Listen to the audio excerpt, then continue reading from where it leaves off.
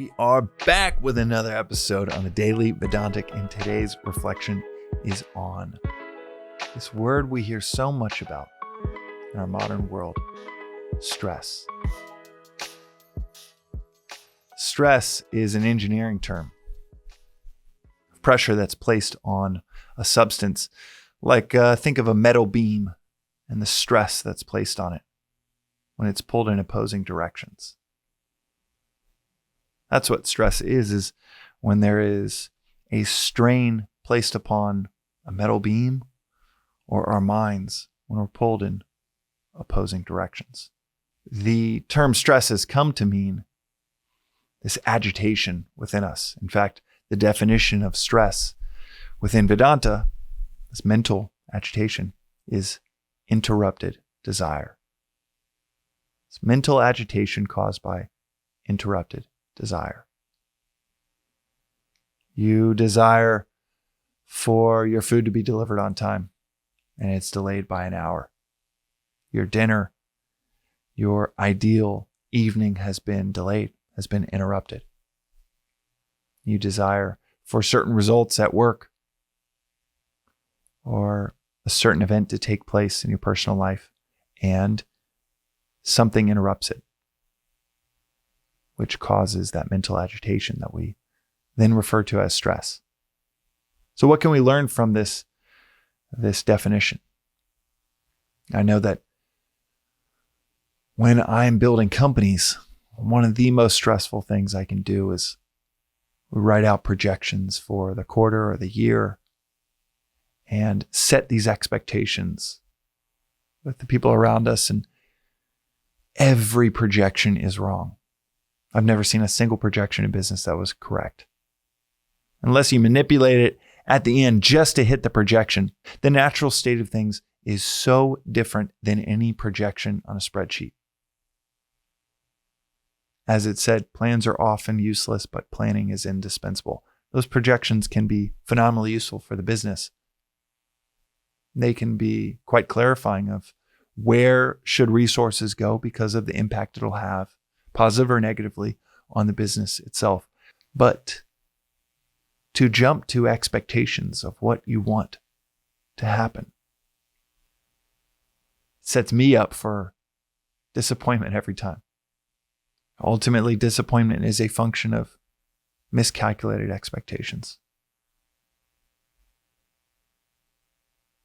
This definition kind of stopped me in my tracks when I first heard it because it was so clarifying. I'd never heard of a definition of stress. Mental agitation caused by an interruption in desire. One of the ways that it works its way into my life is I pause, get some elbow room, take a cushion, maybe a 15-foot cushion, when I see myself developing a thought flow that I know could turn towards desire. The anatomy of desire, if we work backwards from it, this philosophy says that it starts from a thought flow. It starts from your wiring, technically, your vasanas, what it's called, your wiring, your essence. Vasana is a Sanskrit word that means fragrance. So symbolically, it just means the tiniest atomic essence of who you are. You might have business vasanas, music vasanas, parenting vasanas, teaching vasanas, and that would make you a teacher. That would make you just discontent until you satisfied your vasanas for business or to be a musician. But the vasanas then lead to thoughts. Thoughts then lead to desire. Desire then leads to action. But working backwards from desire, there is this space from your essence, from who you are, what you're wired for, and desire, and that is thought flow. So you can actually catch yourself before, as I mentioned in the last episode, one of my favorite definitions or articulations around the issues with desire, I should say, is from Naval Ravikant, phenomenal investor, founder, and a close mentor of mine. And he said it best when he said, desire is a contract you sign with yourself to be unhappy until you get what you want. It's a contract of unhappiness. So before we get to that place of desire, where you set the expectations for that meal to be delivered at a certain point in time, you set the expectations within yourself, desire for X or Y to take place in your life, personal relationship, in work. Before you set that expectation, that desire, notice thought flow going towards this or that desire. Notice even when an entertaining thought comes to mind of, it'd be nice to live here. It'd be nice to have a bigger house. I wonder what it's like to drive that car. Notice it right then. That stress, that thought flow is the womb for stress. It's the womb of sorrow when you invest in all kinds of different desires, oftentimes in opposing directions, contracts that you're unhappy no matter how it shakes out. These are wombs of unhappiness, wombs of sorrow, wombs of stress. You're actively investing in this stress when you feed the thought flow that then becomes desire. So how do we avoid stress? Well, if you can avoid desire, excellent. But if you can't avoid desire altogether, what we can do is limit how much we desire and recognize that the root of stress, strain, suffering is desire. And our myriad, as the Buddhists say, the 10,000 things that we desire. So today, maybe it's not eliminating the desire. Over the next week, if you reflect on this over and over again, this anatomy of desire, and know that it is thought flow that precedes the desire, that grows that desire, that creates the conditions for stress and strain and suffering, then the reflection can be not necessarily on needing to eliminate all desire in your life, but it can be on a simple act of recognizing, oh, there's a thought flow developing in this or that direction. And that thought flow will become a desire, will be a contract of unhappiness if I invest in it. As Swami will say, it's like a golf ball dropping down concrete steps. It drops down one step, bounces about 8 inches, you can catch it really easily.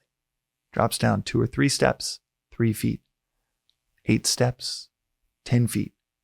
Past that, there's no way to catch it. It's 15 feet in the air and going down 10 steps at a time. But right in the beginning, you can catch it. It's only 8 inches high. So right in the beginning of the thought flow, just that single thought of entertaining, I wonder what it would be like for this or that to happen in my life, to get this or that in my possession, to see that and have a bit of distance, a bit of cushion, recognizing, oh, if I keep entertaining that, I may or may not get that car, that house, that job, that person, but I surely will sign a contract of unhappiness. And I surely will create the conditions for a lot of stress in life. So what is that antidote to that thought flow? My teacher, Joseph, we both study under Swami, and he says it beautifully when he says that gratitude and desire cannot coexist. When you're in the midst of that desire, switch your mind over to gratitude. When you're in the midst of the beginning of that thought flow, switch your mind over to gratitude. Thinking about that, oh, bigger house, solve all of these problems in my life. Switch it to, man, I'm so thankful for the place that we do have. So thankful for my health. I'm so thankful for this person in my life. I'm so thankful for this weather. And developing that thought flow of gratitude interrupts the thought flow of desire. So what is stress? Well, one way that you could define it is ingratitude. That's today's reflection on the Daily Vedantic. We'll see you next time. Thanks for listening to the Daily Vedantic. This reflection is part of a free repeating 2-year course in Advaita Vedanta.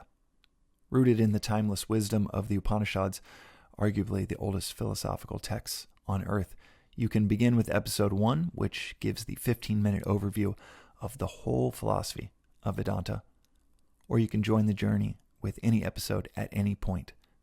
But the critical aspect of this course, of understanding and mastering anything, is to study and reflect, even for 10 to 15 minutes on the timeless each day, preferably at the start of your day.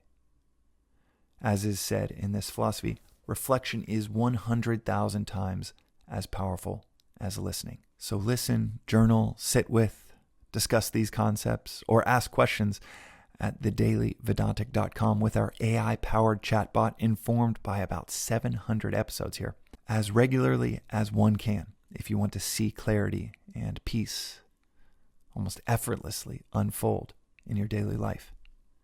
And if it doesn't result in a near immediate increase in clarity and peace, then toss aside and feel free to never listen again.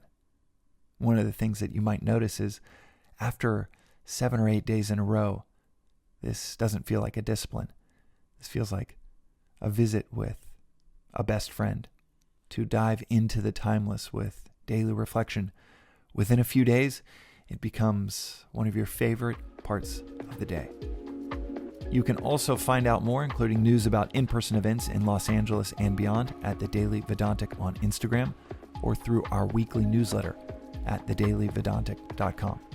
Additionally, check out the links in our show notes for more resources like the books that are mentioned most frequently in the episodes, including Vedanta Treatise, perhaps the simplest and most straightforward read on this philosophy I've ever come across. Until next time, and from the entire team that works on the Daily Vedantic project, thanks for listening.